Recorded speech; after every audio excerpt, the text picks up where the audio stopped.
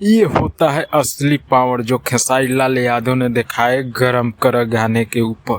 पूरा पावर दिखा दिया। इससे कहा जाता है हिट मशीन, ट्रेंडिंग मशीन या पावर स्टार। इसको कहा जाता है कि 4 दिन में 40 मिलियन, 4 दिन में 40 मिलियन पहुंचा देना। तो आइए दोस्तों, आप लोग को RRP साथी में स्वागत है। आप लोग RRP साथी को सब्सक्राइब करिए। जितने खेसारी फैन हैं प्लीज़ यार सब्सक्राइब करो, और आपका कोई सुझाव है तो कमेंट में बताइए।